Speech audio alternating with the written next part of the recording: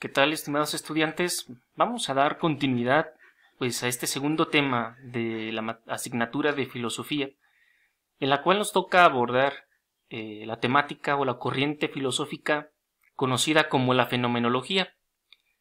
Esta corriente filosófica está en gran parte, es una de las corrientes que ha ayudado pues a los estudios académicos contemporáneos acerca de la metodología de la investigación. La fenomenología viene a ser la parte de la filosofía que viene a estudiar pues la objetividad en la metodología y sobre todo el acercamiento a los acontecimientos tanto históricos, sociales, así como también nos va a abrir el panorama al estudio arqueotípico de todos los elementos del pasado. Esto tiene que ver mucho también con la metodología de las ciencias exactas. ¿Por qué? Porque la fenomenología, si bien es como un entramado final, sí es un entramado desde lo que ya se vino trabajando desde Kant, luego pasando por todo el empirismo, y eso ha logrado pues que la fenomenología dé el aporte fundamental para las ciencias actuales. Yo pongo esa imagen de lo que es el proyecto de investigación, puesto que realmente la metodología ayuda a poder cohesionar un conocimiento certero, porque el método es bien importante, porque si hay un error de metodología, pues el resultado se prevé erróneo. Y la fenomenología nos ayuda a advertir algo que regularmente en la filosofía no se había tocado, aunque sí estaba contemplado como algo bien importante, que es la intencionalidad en el momento de los estudios. Y bien, por eso vamos a abordar la fenomenología como esta corriente que nos va a ayudar a entender que las ciencias van a las cosas. Bien, en general la corriente de la fenomenología, chicos, tiene un principio básico que sería importante que como que lo entendieran a fondo. El principio es: volvamos a las cosas mismas. Recordemos que la transición del idealismo alemán, que era trabajar con las ideas, a lo largo del empirismo, fue pues trabajar con los objetos, y entonces los objetos son los que nos arrojan la información que vamos a articular. Lo que nos va a aportar la fenomenología es que también los conceptos que elaboramos a partir de esos objetos o en interacción con ellos, sea su estudio como su análisis, pues tenemos que volver a revisar. Podemos pensar que a partir de un simple concepto ya tengamos todos los datos, y resulta que si volvemos otra vez a estudiar el mismo fenómeno, nos vamos a dar cuenta de que nos va a arrojar datos nuevos, datos que pudieran no estar avisados anteriormente y que es necesario seguir explorando. Por eso no podemos dar por sentado que los estudios o lo que se nos ha dicho de las cosas sea el conocimiento único e inamovible, sino que la ciencia tiene que volver a regresar a poderse cuestionar otra vez ese conocimiento previo para poder desarrollar un aumento de conocimiento o la constatación de que ese conocimiento que se nos está ofreciendo sea verídico. Por eso mismo, lo que quiere la fenomenología es no solamente una construcción teórica, es decir, dar una explicación solamente del fenómeno que ocurre, sino que además tenemos que aportar datos ineludibles, es decir, que por la metodología ese dato sea tal cual como se está afirmando. Voy a poner un ejemplo. Si yo digo el cielo es azul, es una afirmación científica, que después, con el paso de los años, nos hemos dado cuenta de que, bueno, el cielo no es azul, es una percepción ocular por la refracción de la luz que hace que nosotros le demos esa tonalidad de color azul, y que entonces digamos el cielo no es azul, es una ilusión óptica, al igual que todos los colores. Pero para decir entonces que para poder ofrecer datos certeros, la fenomenología nos ayuda a que tenemos que aplicar el análisis de la fenomenología o la metodología fenomenológica para poder entender que la ciencia tiene que aportar datos certeros, y ese dato certero pues después, como lo hemos visto, se puede confirmar en ley. Algo que no puede manejar la ciencia es suposiciones o teorías. Las puede manejar como teorías, pero no las puede afirmar como una verdad científica. Y entonces por eso es importante la evidencia. Esta de la evidencia es bien importante, chicos, porque cualquiera podemos aplicar argumentos de base doxológica, es decir, de pura opinión, pero no porque sea una opinión significa que tenga fundamento científico. Y entonces lo que quiere eliminar la ciencia es, bueno, que tu opinión pues no es una verdad certera, entonces no puede tomarse como tal. Por eso mismo, cuando vamos, una cosa es aportar tu opinión personal y otra cosa es aportar tu fundamentación. Por eso les decía, en sus trabajos, como lo hemos checado, tiene que haber una fundamentación argumentativa. O sea, es el por qué lo que yo digo tiene sustento y no queda solamente como una opinión. Porque cualquiera puede dar una opinión, inclusive alguien que ni siquiera sabe del tema. Pero lo diferencia entre una opinión y un argumento es que vamos a dar el sustento por el cual lo que yo estoy diciendo es verdad. Y entonces por eso la corriente de la fenomenología ayuda a las ciencias y ayuda a, pues sí, en general a todas las disciplinas a que sus afirmaciones tengan ese carácter metodológico que dé solidez a lo que está estudiando y afirmando. Y bien, eso es importantísimo. ¿Por qué?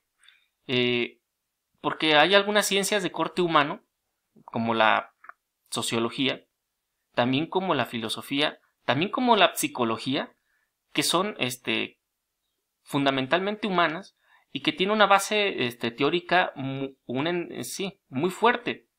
Pero sus datos, de hecho, no son, ¿cómo decirlo?, no son fácticos. Entonces, esto lo que hace de la fenomenología es dar argumentos para darle solidez a las ciencias, en especial pues la psicología y la filosofía, de manera que lo que estemos aportando en esas ciencias no sea solamente una opinión, sino que tengamos un ensamblaje científico. Voy a poner un ejemplo. Si se está estudiando en psicología, en la parte emocional, pues también hay una parte científica de todos los elementos y sustancias que libera el cerebro para poder ejercer ese padecimiento corporal de la sensación, sea de nerviosismo, sea de aceleración del corazón, etcétera. Y por eso esa fundamentación lo que le hace es que las ciencias humanas que anteriormente con el empirismo y con el desarrollo de las ciencias empíricas, pues les dé un sustento válido también como parte de la ciencia. Algo que enriquece pues a todas las disciplinas que trabajamos actualmente. Y esa disciplina entonces, chicos, es lo que va a llevar a la veracidad. ¿Y la veracidad qué es? Que haya una constatación no solamente del juicio con la realidad, sino que haya una fundamentación metodológica previa. Y entonces lo que va a aportar nuestro señor Edmund Husserl es, una de las cosas curiosas es esto. Él aporta algo que para mí es genial. Para muchos decir, bueno, esto ya Kant lo había dicho, muchos lo habían dicho, pero él lo dijo dentro de un contexto metodológico. Y eso es algo bien importantísimo y ahorita lo voy a explicar. Y por eso pongo el cerebrito encadenado, porque a veces podemos actuar así y lo voy a explicar. Él dice que para llevar a cabo un correcto análisis de los fenómenos, recuerdo, fenómeno es todo aquello que acontece en la realidad con constatación sensible. Entonces, para que estos análisis sean objetivos, tendremos que hacer conciencia de que tenemos que suspender el juicio personal o aquello que pueda no dañar. Vamos a utilizar la palabra sofocar, limitar o manchar el análisis objetivo. ¿A qué se refiere? Él dice que hay que hacer epogé. Epogé significa suspensión. Y lo que está diciendo, a grosso modo, Husserl es, cuando estamos haciendo un análisis científico, ¿qué nos garantiza que nuestros prejuicios por vivencias personales, por historia personal, por nuestra situación emocional del momento, no puede afectar a la objetividad del análisis del fenómeno que estamos haciendo? Y esto es una aportación bien importante, porque realmente viene la gran pregunta. ¿Podemos hacer un análisis objetivo, totalmente objetivo, sin tener en cuenta la parte subjetiva que puede estar presente durante el análisis? Y segundo, ¿realmente podemos evitar el uso de la subjetividad en nuestra vida? Esas dos preguntas son bien importantes y tienen un gran ensamblaje. ¿Por qué?